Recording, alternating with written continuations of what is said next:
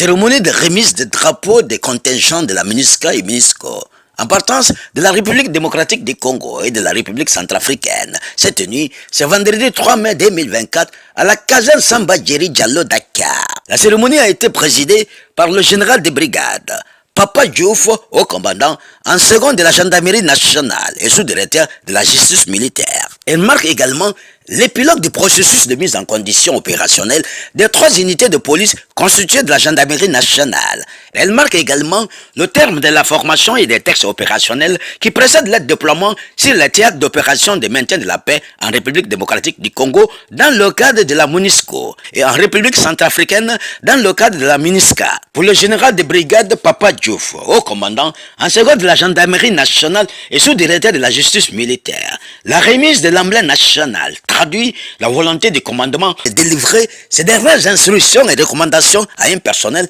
appelé à évoluer à plusieurs milliers de kilomètres du territoire national pendant une année entière, dans un contexte multinational marqué par l'instabilité.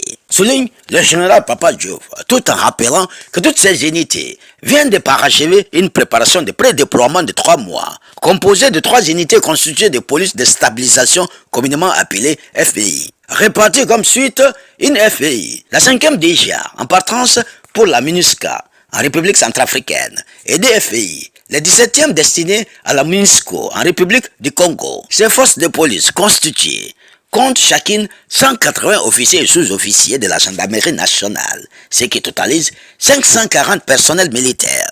Le général de brigade, Papa Diouf, haut commandant, en second de la gendarmerie nationale et sous-directeur de la justice militaire, nous fait le point de cette cérémonie de remise des drapeaux de la MINUSCA et MINUSCO à travers son allocution. Colonel, chef de la chaîne ressources humaines de l'état-major du haut commandement de la gendarmerie nationale. Monsieur le lieutenant-colonel, représentant le colonel commandant la zone militaire numéro 1 à Dakar. Monsieur le chef d'escadron, monsieur le colonel commandant la Légion du quartier général, monsieur le chef d'escadron, chef du centre administratif de la gendarmerie nationale, messieurs les officiers, sous-officiers, militaires des 3 contingents de la MONUSCO et de la MINUSCO, mesdames et messieurs, honorables invités, chères familles, parents et alliés, la cérémonie de ce matin s'inscrit dans une tradition du cérémonial militaire de la gendarmerie, désormais bien établie dans l'agenda annuel des activités majeures de la gendarmerie nationale. J'ai l'honneur de la présider aujourd'hui au nom du général de division Martin Faye, haut commandant de la gendarmerie nationale et directeur de la justice militaire. La présente cérémonie marque donc l'épilogue du processus de mise en condition opérationnelle de 3 unités de police constituées de la gendarmerie nationale. Elle marque également le terme de la formation et des tests opérationnels qui précèdent leur déploiement sur les théâtres d'opération de maintien de la paix en République démocratique du Congo dans le cadre de la MONUSCO et en République centrafricaine dans le cadre de la MINUSCA. La remise du drapeau national constitue leur ultime activité avant le déploiement très prochain des 3 contingents vers leur théâtre d'opération respectif les 8 et 13 mai 2024. Au-delà du rituel et de la symbolique, la remise de l'emblème national traduit la volonté du commandement de délivrer ses dernières instructions et recommandations à un personnel appelé à évoluer à plusieurs milliers de kilomètres du territoire national pendant une année entière, dans un contexte multinational et un contexte marqué par l'instabilité. Mesdames, Messieurs, honorables invités, les unités qui se tiennent devant vous viennent de parachever une préparation pré-déploiement de 3 mois. Elles sont composées des 3 unités constituées de police de stabilisation, communément appelées FPU, réparties comme suit. Une FPU, la 5e du genre en partance pour la MINUSCA en République centrafricaine, et 2 FPU, les 17e, destinés à la MONUSCO en République démocratique du Congo. Ces forces de police constituées, ou FPU, sont fortes chacune de 180 officiers et sous-officiers de la gendarmerie nationale. Ce qui fait un total de 540 personnels militaires, dont 109 personnels féminins. La formation pré-déploiement leur a permis de se familiariser avec le fonctionnement du système des Nations Unies et l'environnement des opérations multinationales de maintien de la paix. Ils ont également bénéficié d'une mise dans l'ambiance sur le contexte du théâtre des opérations dans lequel se déroulera leur mission et sur la teneur des mandats de la MINUSCA et de la MONUSCO, notamment sur les règles d'engagement très strictes, mais également en ce qui concerne les accords sur le statut des forces communément appelées SOFA dans ces différents pays. Cette préparation a été sanctionnée par l'inspection d'une équipe composée de 3 inspecteurs. Ces derniers ont été dépêchés au Sénégal par le bureau de coordination de la MINUSCA et de la MONUSCO pour s'assurer de l'aptitude opérationnelle au déploiement de ces 3 unités. Ils ont évalué leur aptitude individuelle et collective avant de dresser un rapport attestant leur capacité opérationnelle pleine et entière. Mesdames, Messieurs les militaires du contingent, vous voici donc désormais bien outillés pour prendre part avec efficacité aux activités des composantes police de la MINUSCA et de la MONUSCO. Vos principales tâches concerneront la protection des civils, la stabilisation et la restauration de l'autorité de l'État, la réforme du secteur de sécurité et la facilitation de l'acheminement de l'aide humanitaire sur les théâtres où vous serez déployés. La remise du drapeau consacre la fin de votre préparation opérationnelle.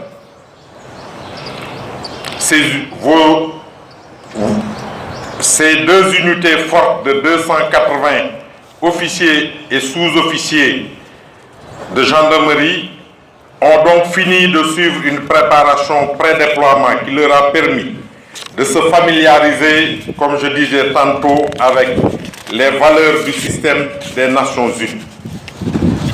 Mesdames et Messieurs, les militaires du contingent, être retenu pour une mission OPEX est un honneur et une chance à la fois, compte tenu de tous les postulants qui remplissent les conditions. Vous avez été choisi sur la base d'un processus transparent, basé d'abord sur la condition de n'avoir jamais effectué une mission, sauf exception pour les spécialistes. Ce processus met ensuite en avant le mérite et votre manière de servir exemplaire. En conséquence, le haut commandement attend de vous que vous preniez une pleine conscience des devoirs et obligations qui en découlent comme un véritable sacerdoce.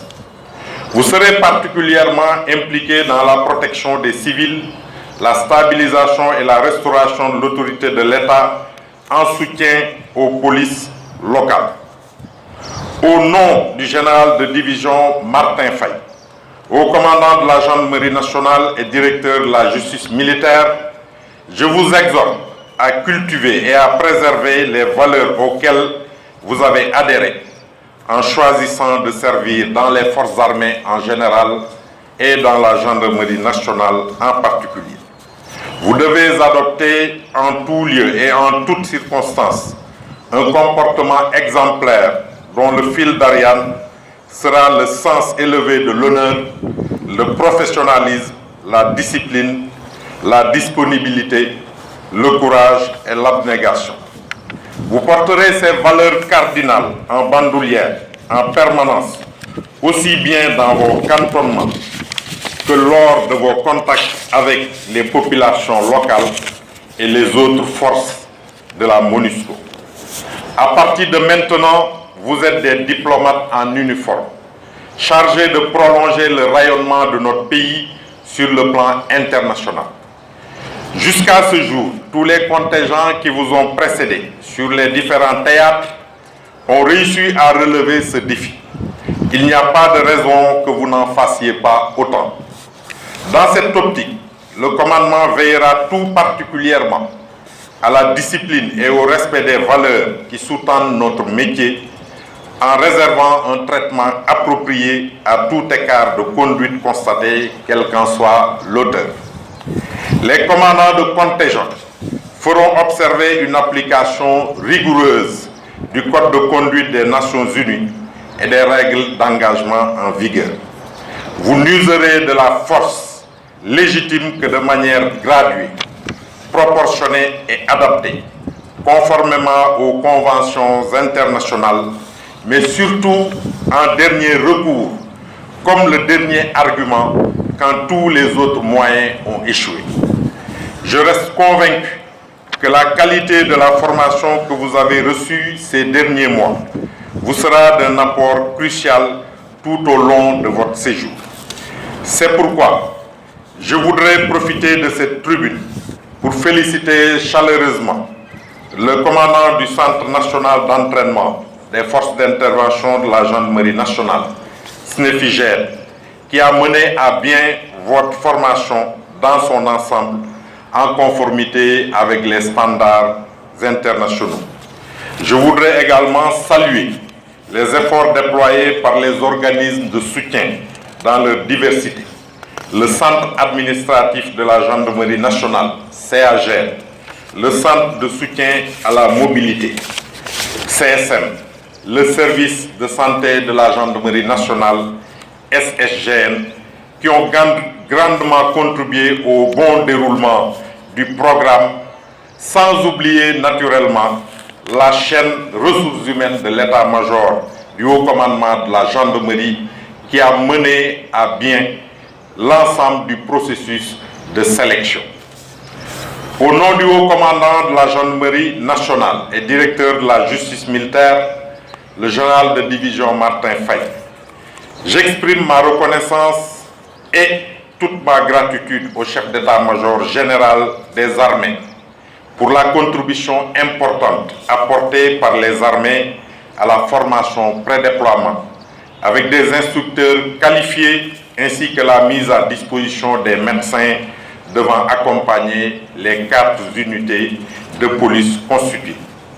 Pour terminer, je voudrais remercier tous les invités ici présents au nom du général de division Martin Faye, au commandant de la gendarmerie nationale et directeur de la justice militaire. Je vous remercie également en mon nom propre pour avoir bien voulu accepter de rehausser de votre présence la présente cérémonie. Quant à vous, militaires de la gendarmerie des contingents, désignés pour constituer les CNFPU, MONUSCO et MINUSCA, bientôt vous serez très loin du pays natal, mais vous serez suivis, toujours suivis, jour pour jour, car vous demeurez toujours sous le commandement du haut commandant de la gendarmerie nationale. Je vous réitère donc toute la confiance du haut comgène ainsi que nos ferventes prières pour un séjour fructueux en terre congolaise et centrafricaine pour le plus grand succès des forces armées sénégalaises. Que le Tout-Puissant vous accorde sa protection et vous permette de passer un séjour fructueux et enrichissant au Congo démocratique et en République centrafricaine, tout en vous souhaitant un bon retour parmi nous, auréolé de gloire et de prestige encore plus grand pour notre pays, le Sénégal. Honneur, patrie.